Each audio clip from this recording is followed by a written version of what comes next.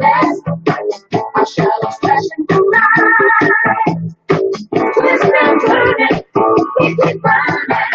good morning. Good morning.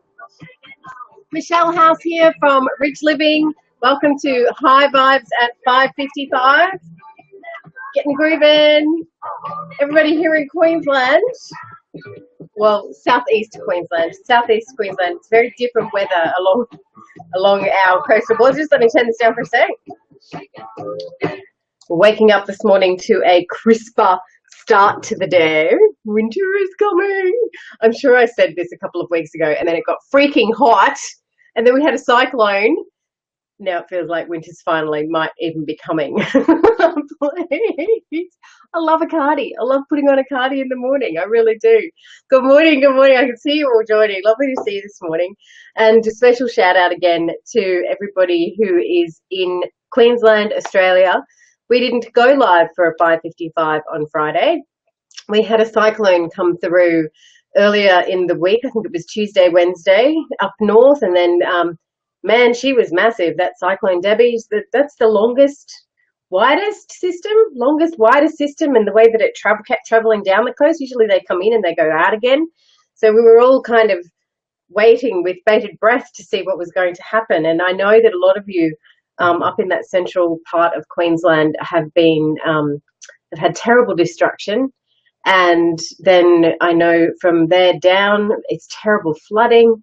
From me, I'm in Brisbane, down further to New South Wales, terrible flooding again. So my thoughts are with everybody that is going through the painful cleanup and the people who have lost so much and the devastation that it has caused for loads of people, loads of, my friends that were lucky but their neighbours weren't. Those kinds of stories are starting to pop out now. And today I guess I was reflecting on all of that over the weekend, and it really puts your life into perspective. I know that for me, sometimes I get stuck in, what is it? I don't even know what it is that I get stuck in. I get stuck in doing and doing, but I get unconscious about what it is that I'm doing. I've really slackened off with writing my gratitude journal. Been really good with meditating and conscious streaming, but for me, the gratitude journal is really different. And it took something like this, and I guess it does in everybody's case, really. It takes a crisis or a devastation or a loss. Also, one of my friends lost her husband this month. So, it's horrible that we have to get to those things in our lives to realize how lucky we are.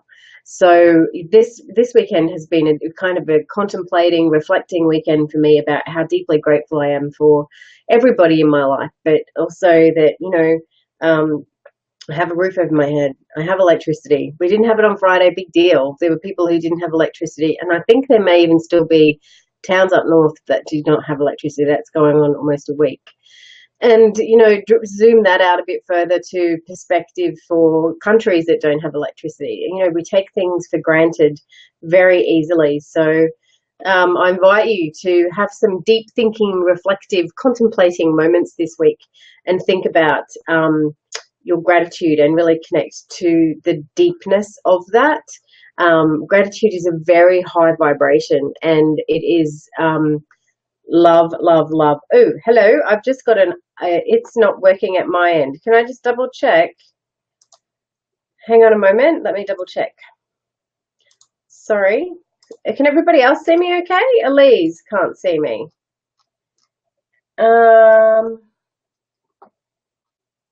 Good morning. Okay, Elise, everybody. Okay, all working here. All right, thank you. Thanks. Sorry. Elise, maybe just do a refresh. Okay, so I just saw somebody, and there's another change here in Australia, which is crazy, and we're either pro daylight savings or whatever the opposite of that is. We've had the southern states 1 hour ahead, I think 1 hour ahead. We're all finally on the same time again. On the Eastern board, we're all finally on the same time again. So good morning and welcome to the real 5:55. We really are. We're really live at 5:55 on the same time. Awesome. All right. So I'm just seeing Gemma. Wow, I haven't seen you in here for ages, Gemma. Thank you so much for joining. The weather has been absolutely crazy. Just crazy, just crazy. Emma's enjoying the coolness. Got lots of rain again last night and still blowing at about 40 knots. Wow, you still got wind up there. It's crazy, crazy. Who'd think that we could spend a whole 5:55 talking about weather? Gemma, I missed you too. I missed you too. I missed you too. So lovely to see you. Lovely to see you. All right, so let's just step back a bit to perspective. So there's a perspective around current events, I guess. And what I've noticed in the group with my coaching clients, with people in money school, it's really funny how this works. There is always a common theme. Oh, that's a that's a dinosaur bum. There he is. It's not Lockie's birthday. It's Jonathan's. The kids have bought Jonathan some balloons. Remember mine was a cow? Jonathan's a dinosaur. Anyway, back to perspective. Yes, there's always a common theme, and I guess that's the energy that I invite. That's the energy that I like to work for. And it's great that we're able to work in one particular area each time. What I've noticed with people at the moment is gain perspective and getting very stuck in the story that they are telling themselves in relation to it. And I know the people that are watching this that are going, oh, she's talking about me. I swear to God, there's probably about 20 of you right now that I'm talking about. It's not just you.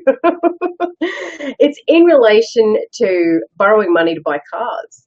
And the struggle, the strain, and the stress I watch people go through to have a car that they desire. So their dream car.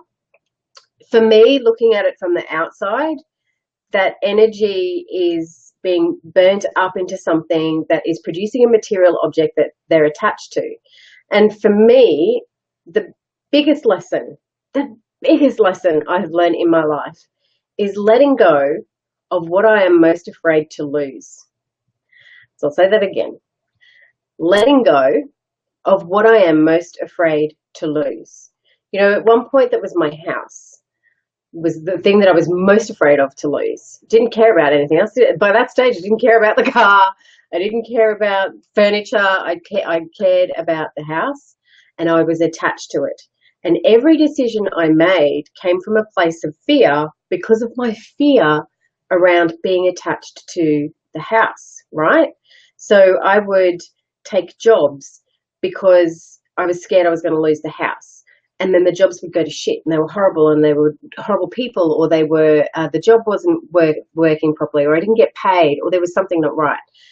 Then I would get back into and still be in my fear about, I don't want to lose the house, I don't want to lose the house, I don't want to lose the house, quick, gimme. That fear would then bring something else in. That didn't work. So it wasn't until I went into the place of surrender and just surrendering everything, surrendering all of the material objects in my life and living from a place of richness within and richness without, with richness out, that I was able to let go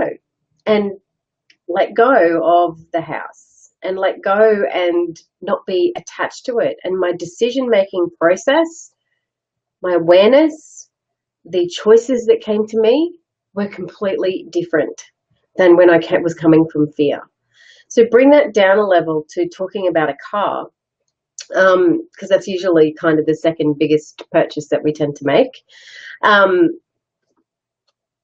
Beck and I are, our magic tree is working. Bex just said, nice. I just thought, I wondered what those balloons are for. And I started talking. So let's just take that back a step to a car. So you really want a car, right? you know, for me right now, I really want a car. I would really like to have, what would I really like to have? I would really like to have a, I don't know, I like luxury. Let's go with a Lexus. I'd really like to have a lovely Lexus with beautiful leather interior, all that kind of thing. Um, and then I step back into that and I go, okay, how much money do I need for that car? I don't know. How much are those cars? They're probably, I don't know, 60 grand. And I'm just throwing out there. So they're 60 grand. Okay, I'm going to need 60 grand. Can I do 60 grand? I don't have 60 grand in cash, but I've got I could borrow half, or I could borrow, well, whatever. Then I start going through the loan process. And as you start going through that loan process, you go, I am using every last penny to buy this car. And I'm a bit worried that I'm going to get rejected. So you're already starting to put a low vibe energy onto it. Yeah. And have I got the numbers right? And oh my gosh, I'm stressing, but I really want. And we become so emotionally bought into the material possession that we actually stop thinking. And we stop thinking from the place of thinking about consequences. I know from time to time I say stop thinking. Something like this is where at some point you've got to be responsible for all these thoughts, right? So this is where you need to be really clear about, am I going to have enough money in 2 years' time if something doesn't go right to be able to do that? Am I going to have enough money in 3 years' time? Am I going to have enough money in 4? Sure, you can sit back in faith and trust in the universe that the universe will provide. If you are in that space and you can be totally responsible for making that payment, awesome. However, I know I would say right now 100% of you wouldn't be able to do that because we are driven by our emotions. So if right now you can't get a Lexus, so if right now in the space that you're standing in you need a new car, it's a temporary thing. Go get I don't know, I don't even know what's a cheaper version car. Somebody give me some ideas here. Go and get a cheap, I don't know, go and get a $15,000 car. Something that's going to take the pressure off, that you'll be able to make loan repayments if you've got to borrow. You'll be able to make the loan repayments, but you're still going to have some cash left over if you need it, and you can, create a savings account over here in case you don't have a job in 2 years. That's not coming from a place of scarcity. That's coming from a place of being responsible. Because what happens is you then take the loan out on the smaller car. You've then got this lovely savings account building over here. You're feeling good. You are feeling good. You are managing your money. You are bringing the money in and you're letting the payments out and you're putting some on the side and you feel fantastic. You don't feel stress. You don't feel pressure. And you know what? You might only have that car for 3 months before another possibility is open to you because you feel freaking good. In 3 months' time, if you bought a $60,000 car that you're not feeling good about, yes, I'm feeling good because I've got a new car and it's bloody beautiful and it's all luxurious. That's different. Talking about your feeling about how you're going to pay for it. So really connect in to how you're going to feel about it. You might have that smaller, cheaper $15,000 car for 6 months, say, and you put a lottery ticket in, you win a lottery. You're not going to be putting lottery tickets in when you've got it driving around a Lexus. Probably not. I don't know. So really tune in to how you are feeling about it. I know you will want good stuff. I want good stuff. I want a freaking swimming pool. I haven't got a swimming pool yet because I've got all these other priorities that keep jumping in. But it's also, I'm not ready for that financial commitment in that area of my life just yet. I've got a lot of financial commitments everywhere else. Just wait a minute on that one. Could I borrow money for that? I could. Could I add it onto the mortgage? I could. But that would just push me through a threshold that I'm not prepared to go to yet. That would push me to a place of pressure. It's like building that pressure pot where I'll go, yeah, woo. And then, in the background, the little voice is going, shit, you really should have saved for that. Are you really sure that you did that the way you wanted to do it? I'm not saying there's a right or wrong here, people, by the way. I'm saying you know what's right or wrong for you. You need to tune into that. Okay? Awesome. Anybody got any questions? Oriel, power of positivity. Hello, Oriel. I don't think we've seen you on here before. Good morning and welcome. Who else? Here's Beck. I have a Holden Cruise. My dream car is an Audi. I've had 3 people see my car and say they love it, followed by, is it a BMW? I'm shocked, but think maybe it's because, maybe it's because I'm moving towards my dream car. Awesome. Yeah, that's awesome. That's awesome. Sorry, just got kids running around the background getting organised for Jono's birthday. That's very, very true. Awesome. And it's we do what we can. We need to do what which is within our limits, not because we have a poverty mindset, not because we have lack, not because it's scarcity. It's because it makes us feel good. And when we're feeling good, we then step into the next stage, which is, okay, so how can I make some more money? How can I get a little bit closer towards this dream car? What's possible? What's required of me next? What's it going to take? And then we step into that. We go, we're still feeling good. Yep, yep, feeling good. Okay, great. What's next? What's next? Because if you just keep jumping out into, that's a massive freaking surrender. That's what I can think of. You just keep jumping out into, that's what I want and that's what I'm going to have. That is a massive surrender, and I applaud you if that is something that you can do. Come teach me how to do it, because I'm not at that space yet. I don't, and I can think of my mentors and my teachers that are not at that space either, and they're like in that space. So it's a massive surrender to jump in there and have complete faith and trust that everything is going to unfold okay, with just an I want. And you have to be really careful these days. It's so easy for us to get the credit. I actually did a test on it the other day because I've got some interviews lined up for people I'm talking to in relation to credit ratings, in relation to credit cards. And I was completely shocked at how easy it was for me to get a $10,000 credit card. I haven't applied for a credit card since I was, 25, maybe? I don't know, maybe 25. And, I know over time people have said to me, oh, it's really easy. It's really easy. And I'm going, oh, yeah, I'm sure it is. I'm sure it is. I'm sure it is. But I actually went through the process the other day, and it still blows me away. It still blows me away how easy it was to get that $10,000. Crazy, crazy. So we have to be responsible. We have to feel good about it. And then everything will come towards us. Yeah. Emma, I have a Captiva, and there was a bit of a joke with the kids, and we called it a Craptiva for a while because it doesn't have aircon in the back. But since I told them to stop calling it that, they actually treat it with more respect. Yeah, that's awesome, Em. That's awesome. And yes, it's got no air conditioning, but again, your next car is going to be fabulous. It's going to be just what you want because you've got that happy, energized feeling and gratitude. Gratitude, you've got a car. There's lots of families out there that don't have a car at all. Beck's just saying, by the way, I love my cruise so much, not sure if I'm going to change it. And, that's the other thing too, isn't it? Is that we, you're talking with someone here who had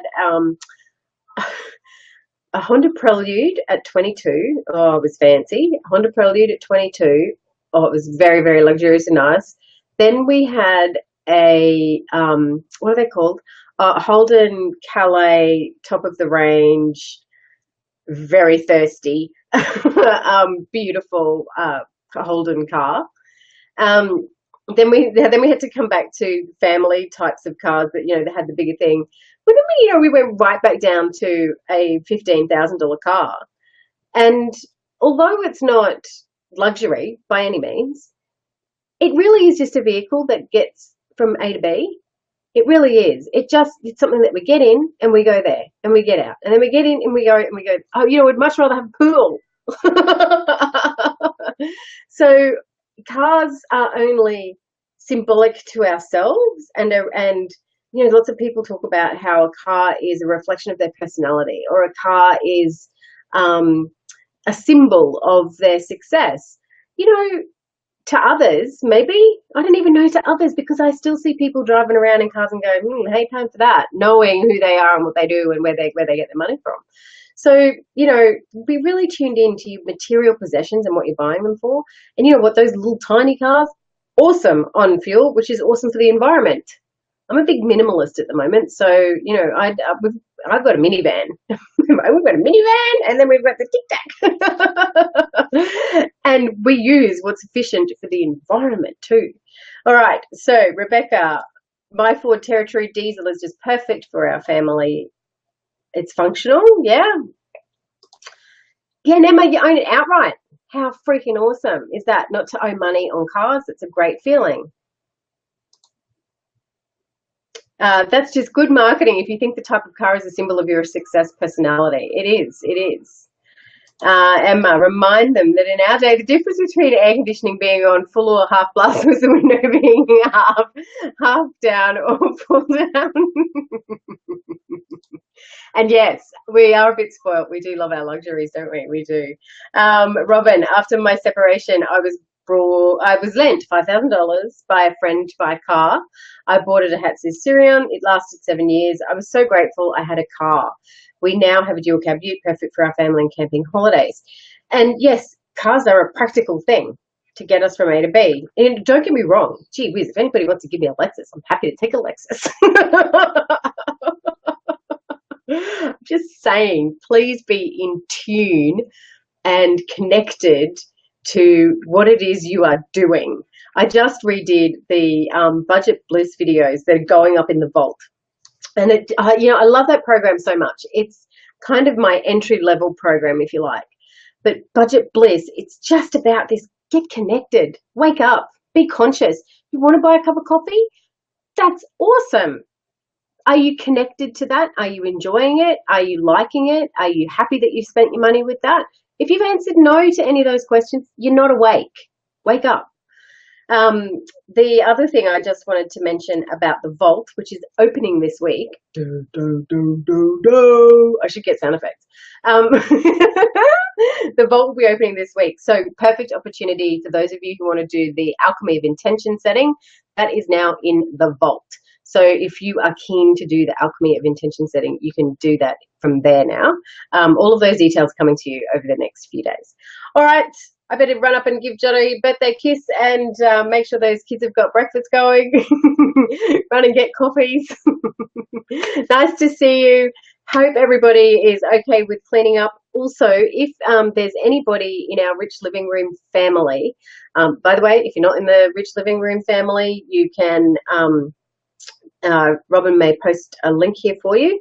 Over in there, it's a beautiful community and it's a really, really great vibe. So if there's anyone over in there that is stuck in relation to, I'm particularly talking about Queensland's weather just at the moment, with Queensland's weather, if you need anything, if there's anything that anybody in the group can do, or you want to do a call out, or there's something specific that you require for your town, could you please just feel free to pop that in the group.